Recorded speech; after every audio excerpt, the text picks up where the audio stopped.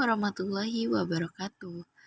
Halo semuanya, perkenalkan saya Sukma Dwi Pangesti dengan NIM 24111814120. Di video kali ini saya bakal bahas topik yang super penting di dunia basis data, yaitu konsep entity, atribut, dan relationship dengan studi kasus sistem toko online. Jadi buat kalian yang masih suka bingung, gimana sih cara buat database biar rapi dan nyambung agar antar datanya? Nah, materi ini bakal bantu banget buat kalian. Oke, jadi gini, di dunia sistem informasi, data itu ibarat bahan baku utama. Tanpa data yang struktur, sistem bisa berantakan. Makanya, sebelum bikin database, kita perlu ngerancang dulu struktur datanya. Nah, salah satu cara paling populer buat itu adalah pakai model Entity Relationship atau ER model. Model ini bantu kita ngelihat hubungan antar data sebelum semuanya dibuat dalam bentuk tabel di database. Jadi, intinya, konsep entity, atribut, dan relationship ini tuh fondasi dari sistem informasi yang efisien dan bebas dari data ganda atau redundansi. Sekarang kita bahas apa itu entity. Jadi, entity atau entitas itu gampangnya adalah objek atau hal yang pengen kita simpan datanya. Bisa orang, benda, peristiwa, atau konsep tertentu. Contohnya, di sistem toko online, pelanggan adalah orang yang belanja, produk, barang yang dijual, pesanan, transaksi yang dibuat oleh pelanggan. Nah, di database, setiap entitas ini nanti jadi tabel, dan setiap baris di tabel itu adalah satu data entitas. Misalnya, satu pelanggan, satu produk, satu pesanan, dan seterusnya. Nah, entitas itu ada dua jenis teman-teman. Pertama, ada strong entity, yaitu entitas yang bisa berdiri sendiri dan punya primary key. Contohnya, pelanggan, produk, atau pesanan. Yang kedua, ada weak entity, yaitu entitas yang nggak bisa hidup tanpa entitas lain. Misalnya, detail pesanan. Dia cuma ada kalau ada pesanan dan produk. Jadi, bisa dibilang dia tuh numpang hidup sama entitas lain. Selanjutnya, apa itu atribut? Atribut ini bisa dibilang sifat atau karakteristik dari entitas. Kalau entitasnya kayak orang, atribut itu detail tentang orang itu. Misalnya, entitas pelanggan punya atribut seperti ID pelanggan, nama, alamat, dan email. Lalu, entitas produk punya atribut seperti ID produk, nama produk, harga, dan stok. Jadi, kalau entitas itu tabelnya, maka atribut itu kolomnya. Sekarang, biar makin paham, kita bahas jenis-jenis atribut. Nggak cuma satu loh, ada beberapa jenis atribut. Yang pertama ada simple atribut. Atribut yang nilainya cuma satu dan nggak bisa dipecah. Contohnya ada nama dan harga. Lalu yang kedua ada composite atribut.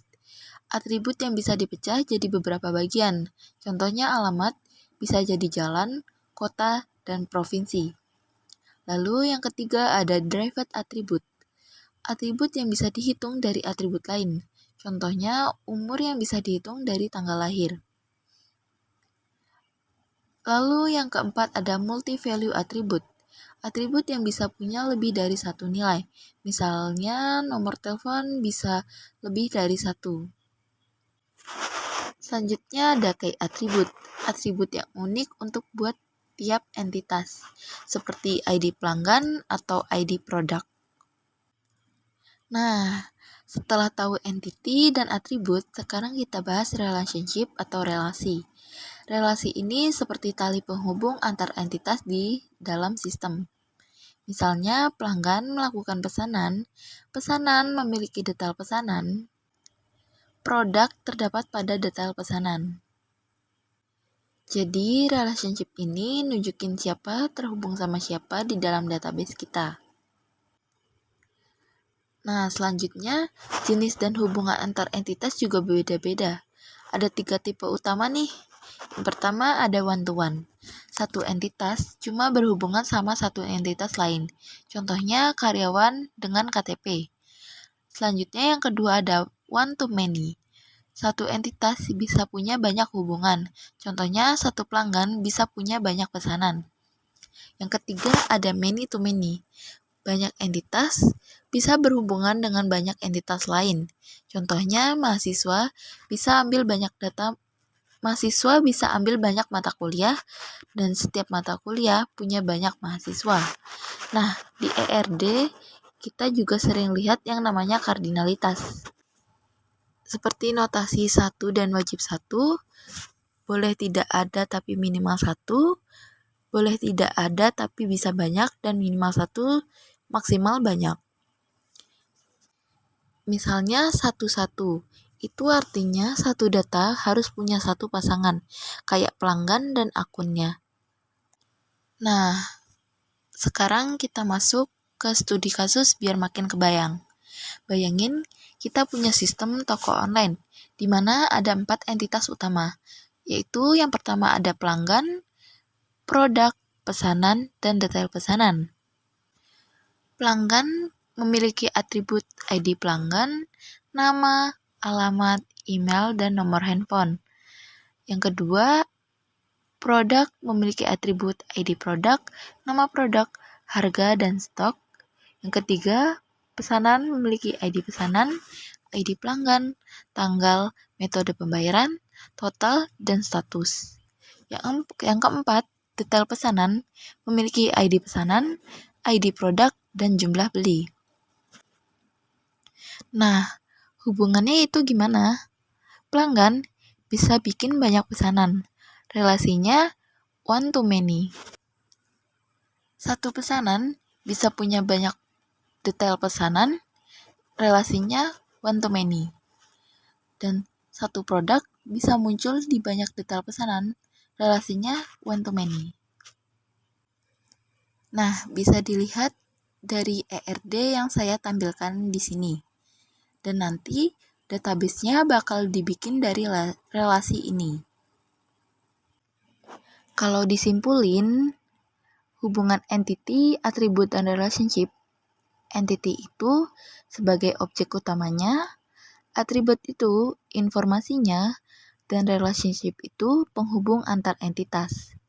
Jadi, ketiga komponen ini tuh kayak fondasi bangunan database. Kalau salah satunya nggak benar, sistem bisa error atau datanya tumpang tindih. Nah, jadi kalau kita simpulkan dari pembahasan tadi teman-teman, model entity relationship itu punya peran yang sangat penting dalam perancangan basis data. Melalui model ER, kita bisa melihat bagaimana entitas, atribut, dan relationship saling terhubung sebelum nanti benar-benar diterapkan ke dalam bentuk tabel di dalam database. Dengan memahami ketiganya, kita bisa menghindari data ganda atau redundansi. Jadi, database kita lebih efisien dan gak boros penyimpanan.